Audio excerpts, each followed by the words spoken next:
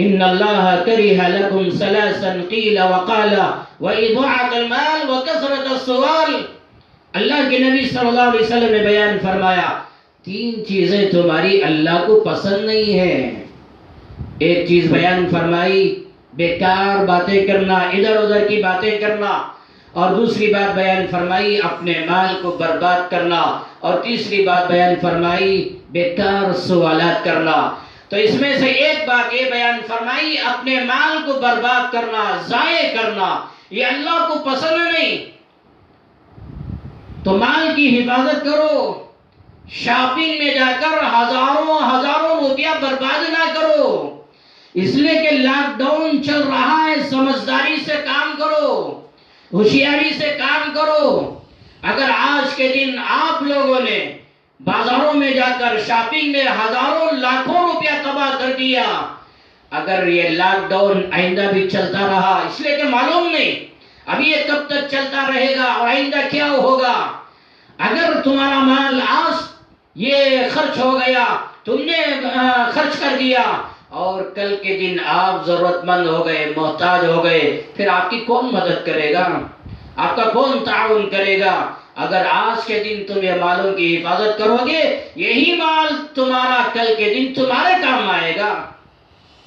علماء نے یہاں تک بیان کیا ہے کہ شاپنگ میں اپنا مال برباد کرنے کے بجائے تمہارے کپڑوں میں جو بہترین کپڑا ہے، جو بہترین لباس ہے، وہی لباس پہن کر عید منوا لو. اور تم جو شاپنگ میں خرچ کر رہے ہو وہ مال غریبوں پہ لٹاؤ، ضرورت مندوں پہ لٹاؤ. چپل میں، جوتا خریدنے میں اور کپڑے خریدنے میں، پتہ نہیں کیا کیا چیزوں میں جتنا ہزاروں روپیہ تم خرچ کر رہے ہو، وہی مال غریبوں کی ضرورتوں کو پورا کرو. اللہ کتنا راضی ہوگا، کتنا خوش ہوگا. اس لیے میرے بھائیوں اور میری ماؤں اور بہنوں، شاپنگ میں ہرگز اپنا مال برباد نہ کرو، فضول خرچ نہ کرو، یہ اللہ کو پسند نہیں. اور اللہ کے نبی صلی اللہ علیہ وسلم نے اس کی مذمت بیان فرمائی ہے. اس لیے چالاکی سے اپنا مال خرچ کرو. یہاں تک کہ اللہ کے نبی صلی اللہ علیہ وسلم نے امت کو یہ ترغیب دلائی، میری امت کے لوگوں دشمنوں کی چالوں کو پہچانو. یہ آن لائن بیان چل رہا ہے اور آئندہ چل کر بھی پتہ نہیں کہ کہاں تک یہ بات پہنچے گی. اس لیے میں اشارہ میں آپ کو میں سمجھانا چاہتا ہوں، سمجھ جائیے، دشمنوں کی چالوں کو پہچانو اور شریروں کی شرارت کو پہچانو، یہ آپ کی ذمہ داری ہے. مسجدوں کے دروازوں کو کھولا نہیں گیا، مسجدوں کے دروازوں پر تالے پڑے ہوئے اور مدرسوں کے دروازوں پر تالے پڑے ہوئے. افسوس کی بات، مکہ مدینے کے دروازوں پر تالے پڑے ہوئے، اللہ کا گھر بیت اللہ بند، مخصوص لوگ نماز پڑھ رہے ہیں. 20 رکعات تراویح نہیں 10 رکعات ادا کی جا رہی ہے. بیت اللہ مدینے میں 10 رکعتیں تراویح، نمازوں پر پابندی، تراویح پر پابندی. بیت اللہ کے دروازے، مدینے کے دروازے ہر ایک کے لیے کھلے نہیں. پوری دنیا میں مسجدوں کے دروازوں پر تالے پڑے ہوئے، دلوں میں غم نہیں، دلوں میں کوئی افسوس نہیں. بازاروں کے دروازے کھولتے ہی ہزاروں جمع ہو گئے، خوشیاں، شاپنگ میں چلے گئے. خوشی تو اس وقت ہونا چاہیے تھا جب بیت اللہ کا دروازہ ہر ایک کے لیے کھول دیا جاتا، مدینے کے دروازے ہر ایک کے لیے کھول دیے جاتے. کم سے کم تمہارے محلے کی مسجد کے دروازے تمہارے لیے کھول دیے جاتے، تب خوشی ہوتی. کوئی خوشی نہیں، دروازے ابھی بند ہیں، کوئی افسوس نہیں. اور دروازے بازاروں کے کھول دیے گئے، وہ بھی کپڑوں کے، جوتوں کے. اب چلتے چلتے فلاں کے. دشمنوں کی چال کیا ہے، ان کی مکاری کیا ہے. تم اپنے گھروں میں جو مال جمع کر کے رکھا ہے، پتہ نہیں آئندہ لاک ڈاؤن کا کیا ہوگا.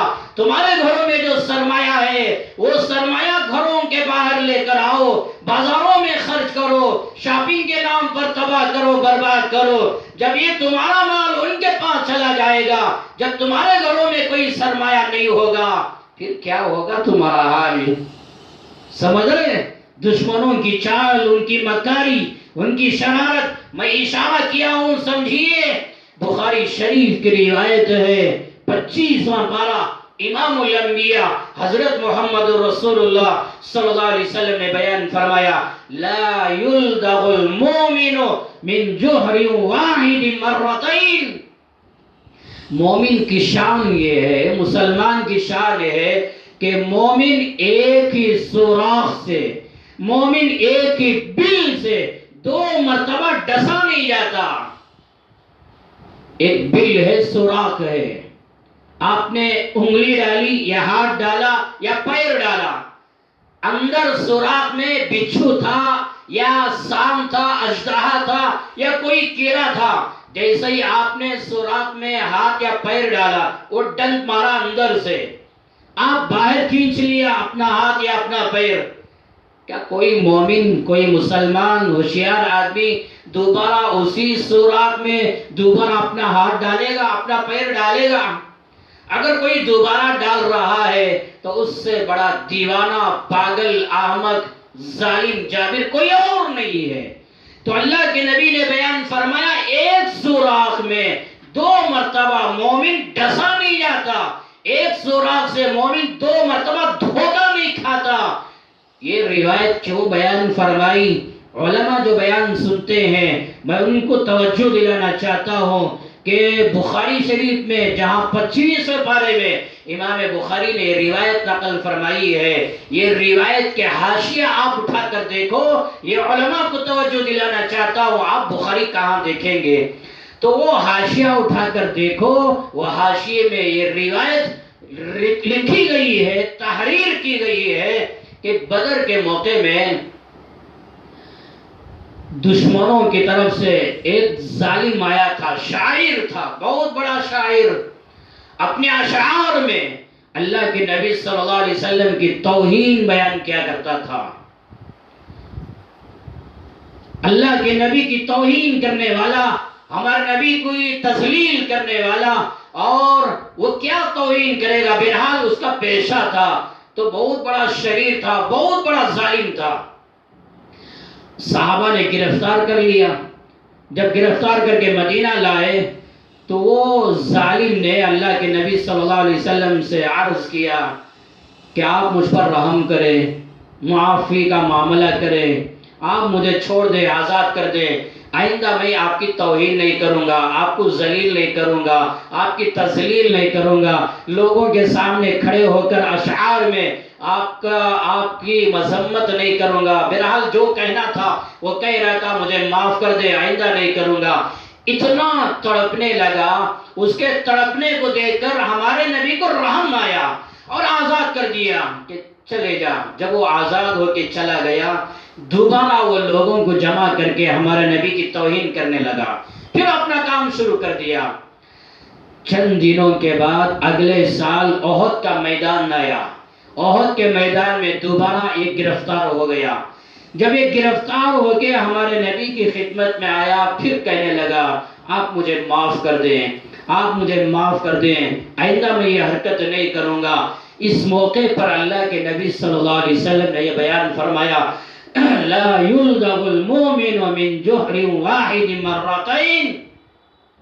مومن ایک ہی سوراخ سے، مومن ایک ہی بل سے 2 مرتبہ ڈسا نہیں جاتا، ایک ہی سوراخ سے 2 مرتبہ دھوکہ نہیں کھاتا.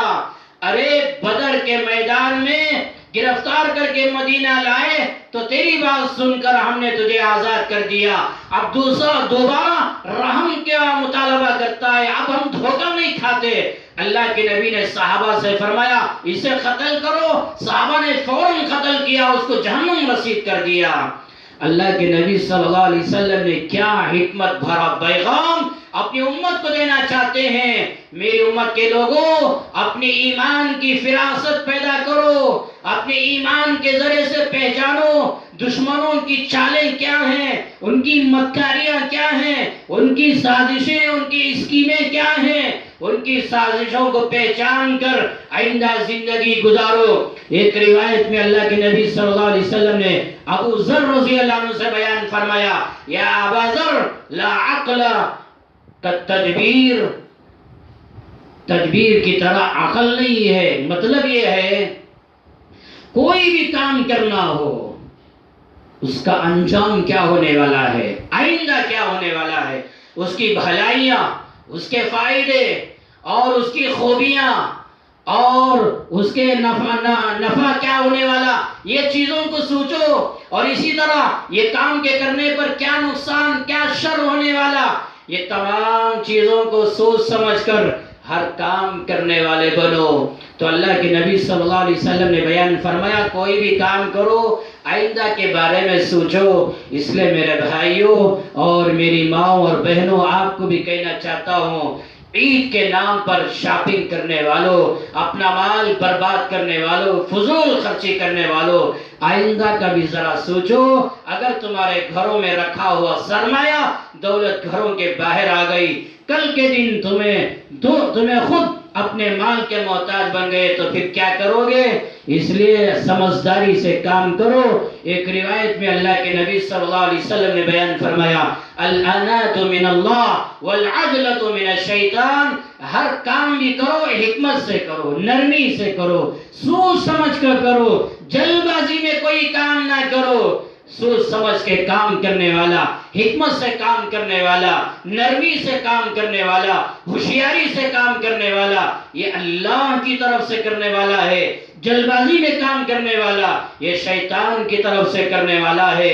اس لیے آپ مسلمان ہیں، ہم مسلمان ہیں، ہم مومن ہیں، تو ایک ہی سوراخ سے دو مرتبہ دھوکہ نہیں کھانا چاہیے۔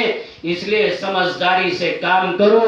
اور اسی طرح میں آپ کو یہ بھی بتانا چاہتا ہوں کہ عید الفطر صحیح ہے، آنے والی ہے، عید کی خوشیاں اللہ مجھے بھی دے، اللہ آپ کو بھی دے، عید کی مسرتیں سب کے لیے مبارک ہوں۔ مگر عید اصل کس کی ہوتی ہے؟ ہم سمجھتے ہیں بہترین لباس پہن لینا، بہترین ٹوپی لے کر پہن لینا، بہترین جوتے پہن لینا، یا عورتیں بہترین لباس خرید لینا، بہترین اوڑھنیاں اور پتہ نہیں اور کیا کیا میک اپ کی چیزیں خرید لینا اور لے کر پہن لیے، ہماری عید ہو گئی۔ پھٹے پرانے کپڑے پہن لیے تو سمجھتے ہیں کیا ہماری عید ہے، ہماری غربت، اور رو رہے ہیں۔ اصل عید کن کی ہے، حقیقی عید کن کی ہے؟ ہم سمجھتے ہیں بہترین لباس، بہترین چیزیں۔ اصل میں علماء نے لکھا ہے، اور اللہ والوں نے کیا بہترین باتیں لکھی ہیں۔ علماء نے لکھا ہے، فرمایا لیس العید لمن لبس الجدید انما العید لمن امن من الوعید۔ اصل عید ان لوگوں کی نہیں ہے جو بہترین لباس پہن لیے، بہترین کپڑے پہن لیے، ان کی اصل عید نہیں ہے۔ پھر اصل عید کن کی ہے؟ تو آگے بیان فرمایا اصل اور حقیقی عید ان لوگوں کی ہے جو اللہ کی وعیدوں سے ڈر کر، باز آ کر، اللہ نے جن چیزوں سے منع کیا وہ تمام چیزوں سے اپنے آپ کو بچا کر ان وعیدوں سے بچ گئے، امن میں آ گئے، اور وہ اللہ کی پکڑ سے امن میں آ گئے، محفوظ ہو گئے۔ تو فرمایا یہ اصل عید کرنے والے ہیں۔ آگے بیان فرمایا لیس العید لمن تبخر بالعود انما العید للتائب الذی لا یعود۔ اصل عید ان لوگوں کی نہیں ہے جو عید کے آنے پر اپنے گھروں میں عود کا دھواں دے دیا، اگربتی کو سلوا دیا اور عطر لگوا دیا، اپنے گھروں کو خوشبو سے سوار لیا اور سمجھ رہے کہ کیا عید ہے، کیا خوشی ہے۔ تو فرمایا ان لوگوں کی اصل عید نہیں ہے، اصل عید تو ان لوگوں کی ہے جو اپنے گناہوں سے سچے دل سے توبہ کر لیتے ہیں اور دوبارہ وہ گناہوں کے قریب نہیں جاتے، جو گناہوں سے توبہ کر کے گناہوں کے قریب نہیں جاتے. اصل عید تو ان لوگوں کی ہے. آگے بیان فرمایا لیس العید لمن تزین بزینت الدنیا انما العید لمن تزود بزاد التقوی. اصل عید ان لوگوں کی نہیں ہے جو دنیا کی زیب و زینت کو اختیار کر لیا, دنیا کی خوبصورتی کو اختیار کر لیا, اپنے جسم کو سنوار لیا, اپنے گھروں کو سنوار لیا, اپنے بچوں کو بہترین سنوار دیا. دنیا کے زیب و زینت اختیار کرنے والے, اصل تیری عید نہیں ہے. علماء نے بیان فرمایا اصل عید ان لوگوں کی ہے جو تقوی اختیار کر لیتے ہیں, اللہ کی معرفت اختیار کر لیتے ہیں, اللہ کی خشیت اختیار کر لیتے ہیں. آگے بیان فرمایا لیس العید لمن رکب الخطایا انما العید لمن ترک الخطایا. اصل عید ان لوگوں کی نہیں ہے جو بہترین سواریوں پر سوار ہو گئے, عید کی نماز کو جانا ہے, بہترین سواریوں پر سوار ہو کر خوشیوں میں عیدگاہوں میں جا رہے ہیں, یا میدانوں میں آ رہے ہیں, یا مسجدوں میں آ رہے ہیں, بہترین سواریوں پر سوار ہونے والے. اصل تمہاری عید نہیں ہے.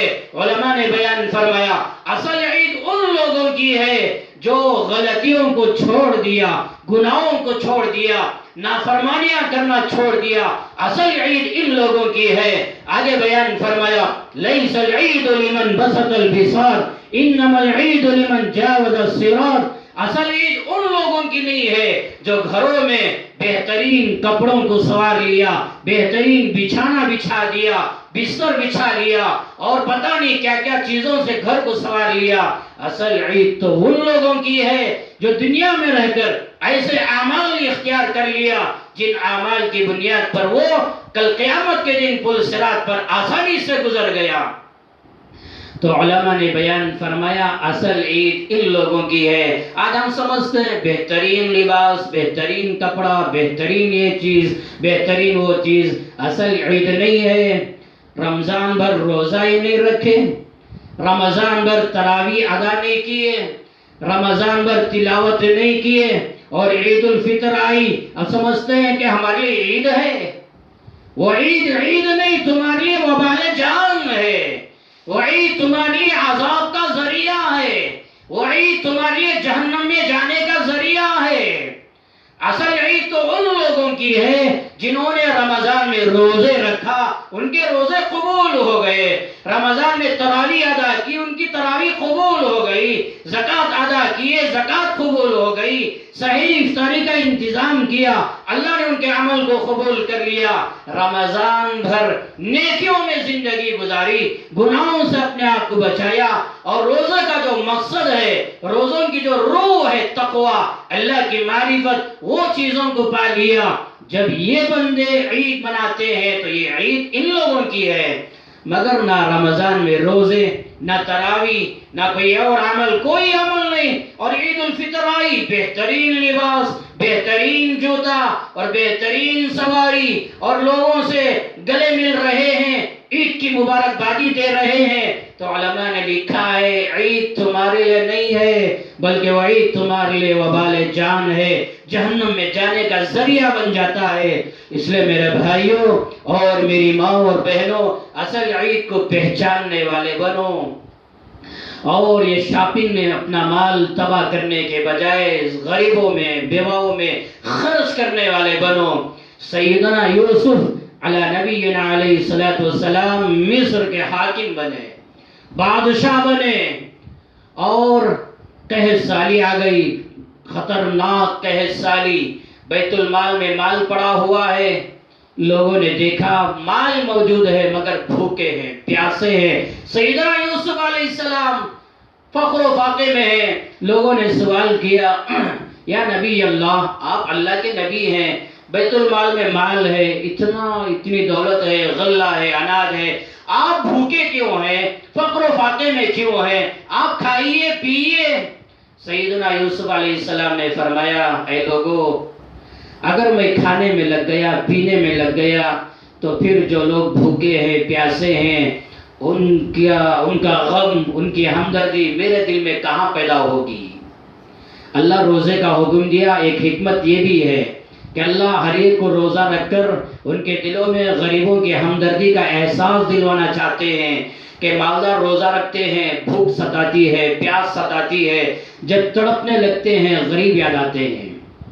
مہینے میں ایک مرتبہ آپ بھوکے رہے، بھوک ستائی، آپ بے قرار ہو گئے، سال بھر وہ بھوکے رہنے والے بیوہ مسکین ان کو یاد کرو، ان کا کیا حال ہوگا۔ تو روزے کی ایک حکمت یہ بھی ہے کہ روزہ رکھ کر غریبوں کی یاد کرو۔ سیدنا یوسف علیہ السلام نے بیان فرمایا، اگر میں کھانے میں لگ گیا، پینے میں لگ گیا، پھر وہ غریب، وہ بیوہ، وہ مسکین جو غربت میں ہیں، بھوکے ہیں، ان کی ہمدردی، ان کا غم میرے دل میں کہاں پیدا ہوگا؟ اس لیے میں بھوکے میں ہوں، پیاسا ہوں، تاکہ ان کا غم ہمیشہ ستاتے رہے۔ ایک اللہ والے گزرے ہیں، حضرت بشر حافی رحمت اللہ علیہ، بہت بڑے اللہ والے۔ سردی چل رہی ہے، سخت ترین سردی، جاڑا چل رہا ہے، اور بہترین کمبل ہے، موٹا کپڑا ہے، اس کے ذریعے سے اپنا بدن کو ڈھانک سکتے ہیں، سردی سے بچا سکتے ہیں، مگر وہ کمبل، وہ کپڑا ایک کنارے میں رکھ دیے ہیں اور کپا رہے ہیں، تھرا رہے ہیں، کانپ رہے ہیں۔ لوگوں نے سوال کیا، حضرت کمبل تو پڑی ہوئی ہے، کمبل اٹھا کر سردی سے اپنے آپ کو بچا لیجئے۔ بشر حافی رحمت اللہ علیہ نے کیا بہترین بیان فرمایا، فرمایا کمبل تو میری ہے، اٹھا کر میں سردی سے اپنے آپ کو بچا سکتا ہوں، مگر میرے محلے میں، جس گاؤں میں میں رہتا ہوں، اس گاؤں میں کتنے اللہ کے بندے ایسے ہیں جو سردی سے بچنے کے لیے، جن کے پاس کوئی کمبل نہیں، کوئی چادر نہیں، اور میرے اندر اتنی طاقت بھی نہیں ہے کہ میں ان تمام لوگوں میں کمبل تقسیم کروں، کپڑا تقسیم کروں، میرے اندر اتنی طاقت بھی نہیں۔ اس لیے میں نے اپنے دل میں خیال کیا، چلو کم سے کم وہ اپنے گھروں میں سردی کی تکلیف اٹھا رہے ہیں، جیسے وہ تکلیف میں مبتلا ہے، میں بھی سردی میں تکلیف اٹھا کر ان کی تکلیف میں بھی شریک ہو جاؤں، ان کی مصیبتوں میں بھی شریک ہو جاؤں۔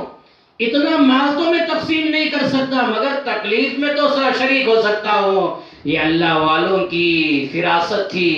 اللہ والے جب کھانا کھاتے تو یوں دعا کرتے تھے، اللہم لا تؤاخذنی بحق الجائعین، دعا کرتے تھے، یا اللہ میں تو کھانا کھا رہا ہوں، میرے اندر اتنی طاقت نہیں ہے کہ میرے محلے میں جتنے بھوکے ہیں، پیاسے ہیں، ان تمام کو کھانا کھلاؤں، پانی پلاؤں، ان کی ضرورتوں کو پورا کروں، یا اللہ اتنی طاقت تو میری نہیں ہے، مگر دعا یوں کرتے تھے، یا اللہ کل قیامت کے دن یہ بھوکوں کے سلسلے میں ہماری پکڑ نہ فرما، اور ہم سے یہ سوال نہ کر، تو کھا رہے تھے یہ سب بھوکے کیوں تھے، یا اللہ یہ سوال نہ کر، ہمیں معاف کر دے۔ اللہ والوں کی زندگیاں ایسی ہوتی تھی، میرے بھائیوں، میری ماؤں، بہنوں، مال رکھنے والوں، دولت رکھنے والوں، اگر تم عید کے موقع پر شاپنگ میں ہزاروں روپیہ برباد کیا، بہترین لباس پہن لیا، اور وہ لاکھوں غربا، لاکھوں مسکین بیوہ لوگ ایسی زندگی گزارتے رہے، پھر کیا ہوگا؟ اس لیے سادہ سیدھا عید گزارو، سادگی میں عید گزار لو، کیا خوشی ہے، جبکہ مسجدوں میں آنے کی اجازت نہیں، عمرہ کو جانے کی اجازت نہیں، اور پتہ نہیں رمضان کے بعد حج بھی ملے گا یا نہیں ملے گا، اللہ اپنے بندوں کو بلائے گا یا نہیں بلائے گا۔ جب یہ چیزیں نہیں تو پھر خوشی کیا ہے؟ اس لیے اعمال اختیار کرو، اعمال زندگیوں میں لاؤ، اور سادہ سیدھا عید مناؤ، اور یہ شاپنگ میں مال خرچ کرنے کے بجائے یہ مال دوسروں کے کام آنے کے لیے استعمال کرو، دوسروں کا ساتھ دو۔ تو یہ چند باتیں تھیں جو میں نے آپ کے سامنے بیان کیا ہے، سمجھنے کی کوشش کریں، اور یہ اللہ والوں کے حالات میں نے سنایا۔ چلو ایک آخری واقعہ سنا کر اپنی بات ختم کرتا ہوں۔ سیدنا علی مرتضیٰ رضی اللہ عنہ، جو میرے اور آپ کے نبی کے داماد ہیں، چچیرے بھائی بھی ہیں، حضرت علی رضی اللہ عنہ ایک مرتبہ گھر میں بیٹھ کے زار و خطار رو رہے ہیں۔ لوگوں نے سوال کیا، یا امیر المؤمنین رونے کی کیا بات ہے، کیوں رو رہے ہیں؟ حضرت علی رضی اللہ عنہ نے فرمایا، 7 دن گزر گئے، کوئی مہمان، کوئی غریب میرے گھر میں کھانے کے لیے نہیں آیا، میرے دل میں ڈر پیدا ہو رہا ہے، کہیں اللہ مجھ سے ناراض تو نہیں ہو گیا، کہ اللہ ناراض ہو کر اللہ کوئی اپنا مہمان میرے گھر میں نہیں بھیج رہا ہے، اس لیے رو رہے ہیں کہ 7 دن گزر گئے، کوئی غریب نہیں آیا، کوئی اللہ کا مہمان نہیں آیا میرے گھر میں کھانے کے لیے، بیٹھ کے رو رہے ہیں۔ اسی طرح سوچو کہ عید آ رہی ہے، شاپنگ میں ہزاروں مال خرچ کر دیا، اگر غریبوں کے لیے تمہارا مال کام نہیں آیا، تمہاری دولت کام نہیں آئی، تو پھر رونے کی بات ہے اور اپنے دلوں پر، اپنی زندگیوں پر افسوس کرنے کی بات ہے۔ اس لیے اصل جو عید ہے اس کی روحانیت اور اس کی حقانیت اور اس کی جو اصل خوشی ہے اس کو حاصل کرنے کی اور اس کو پانے کی کوشش کریں۔ اللہ سے دعا فرمائیں اللہ ہم سب کو ان باتوں کو سمجھنے کی اور عمل کرنے کی توفیق عطا فرمائے، اپنے مالوں کی زکوٰۃ ادا کرنے کی توفیق عطا فرمائے اور فضول خرچی کرنے سے حفاظت فرمائے، دشمنوں کے شر کو، دشمنوں کی مکاریوں کو اور ان کی اسکیموں کو سمجھنے کی توفیق عطا فرمائے۔ ابھی مختصر دعا ہوگی، دعا ہونے کے بعد آپ اپنے گھروں میں ظہر کی نماز ادا کر لیں۔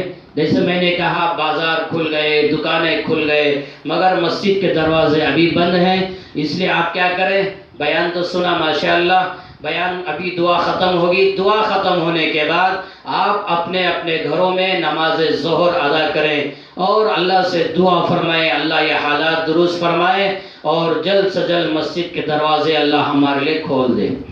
الحمدللہ رب العالمین، اللہم صلی علی سیدنا شفیعنا وحبیبنا ومولانا محمد وبارک وسلم، ربنا آتنا فی الدنیا حسنہ وفی الآخرۃ حسنہ وقنا عذاب النار۔ یا اللہ ہم سب کے گناہوں کو معاف فرما، یا اللہ رمضان 14واں دن گزر رہا ہے، 14 روزے گزر رہے ہیں، دیکھتے دیکھتے آدھا رمضان چلا گیا، یا اللہ ہم نے نہ رمضان کی قدر کی، نہ روزہ جیسا رکھنا ویسا رکھا، نہ تراویح جیسی پڑھنی ویسی پڑھی، کوئی عمل اس قابل نہیں کیے جس سے تو راضی ہو جائے۔ یا اللہ ہمارے جرم عظیم کو معاف فرما، بہت ناقدری کی رمضان کی معاف فرما، رمضان کی توہین کی معاف فرما، یا اللہ تراویح کی بھی توہین کی معاف فرما، یا اللہ ہر غلطی معاف فرما دے۔ بقیہ جو رمضان ہے صحیح معنوں میں گزارنے کی توفیق عطا فرما، یا اللہ روزوں کا، تراویح کا، ہر عمل کا اہتمام کرنے کی توفیق عطا فرما۔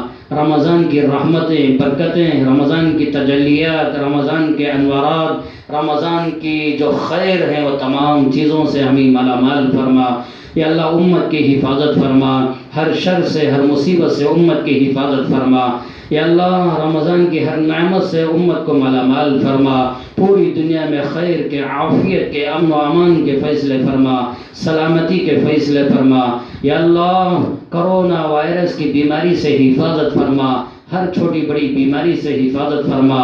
یا اللہ کرونا وائرس ایسا آیا دنیا میں تیرے گھر کے دروازے بند کر دیے گئے، بیت اللہ کے دروازے، مدینہ منورہ کے دروازے بند کر دیے گئے۔ یا اللہ اس سے بڑا عذاب کیا ہے، اس سے بڑی نحوست ہمارے لیے کیا ہو سکتی ہے۔ یا اللہ ہماری یہ بدعملیوں کا نتیجہ ہے، ہمیں معاف فرما کر ہمارے لیے، امت کے لیے مسجدوں کے دروازے کھول دے۔ یا اللہ امت کو بیت اللہ کو جانے کے لیے دروازے کھول دے۔ یا اللہ امت کو مدینہ جانے کے دروازے کھول دے، جانے کے اسباب پیدا فرما۔ یا اللہ رمضان کے بعد حج بیت اللہ نصیب فرما۔ یا اللہ حج منسوخ ہونے سے، کینسل ہونے سے حفاظت فرما، دنیا بھر سے تیرے بندوں کو جانے کے راستے ہموار فرما۔ یا اللہ جلد سے جلد یہ بیماری کو ختم فرما دے، یا اللہ اس بیماری کو ختم فرما دے، امت کو یا اللہ آسانیاں پیدا فرما، امت کی پریشانیوں کو دور فرما۔ یا اللہ جمعہ کا دن ہے، جمعہ کی ہر نعمت، جمعہ کی ہر بھلائی، ہر رحمت سے ہمیں مالا مال فرما، جمعہ کا ہر خیر ہمارے لیے مالا مال فرما۔ یا اللہ تیری رضا نصیب فرما، تیری خوشنودی نصیب فرما، تیری معرفت نصیب فرما۔ یا اللہ تمام نبیوں کی محبت و عظمت پیدا فرما۔ یا اللہ حضرت رسول اللہ صلی اللہ علیہ وسلم کی محبت و عظمت پیدا فرما، ان کی سنتوں پر، ان کی تہذیب، ان کے طریقوں پر زندگی گزارنے کی توفیق عطا فرما، صحابہ کے اخلاق نصیب فرما، صحابہ کے صفات نصیب فرما۔ یا اللہ صحابہ کے قدموں میں جگہ نصیب فرما، حرمین شریفین میں مرنے کی سعادت نصیب فرما، ہر ایک کے روزی عزت میں برکت نصیب فرما. یا اللہ اپنے مالوں کی زکوٰۃ ادا کرنے کی توفیق عطا فرما. مال بے جگہوں میں فضول خرچی کرنے سے حفاظت فرما. یا اللہ عید کی خوشیاں ہم سب کو نصیب فرما. دوسروں کے حقوق ادا کرنے والا بنا. یا اللہ بیماروں کو شفا نصیب فرما. جو مقروض ہیں ان کے قرضوں کی ادائیگی کے فیصلے فرما. یا اللہ جو بیمار ہیں شفا کلیہ نصیب فرما. جو جس حال میں پریشان ہیں ان کی پریشانیوں کو دور فرما. یا اللہ جتنے تیرے بندے آن لائن میں یہ بیان سنا ہے ان تمام کو حج بیت اللہ نصیب فرما. آئندہ سننے والے ہیں ان تمام کے جائز مقاصد کو پورا فرما. یا اللہ ہر ایک کی حاجتوں کو ضرورتوں کو پورا فرما. یا اللہ اپنے فضل و کرم سے یہ بیان دوسروں تک پہنچانے کے لیے جتنے تیرے بندے اپنی صلاحیتیں جو بھی لگاتے ہیں یا اللہ جو بھی انتظام کرتے ہیں ان کی ضرورتوں کو بھی پورا فرما. یا اللہ ان کی حاجتوں کو پورا فرما. یا اللہ ان کی پریشانیوں کو دور فرما. یا اللہ ان سب کے حق میں آپ کی رضا نصیب فرما.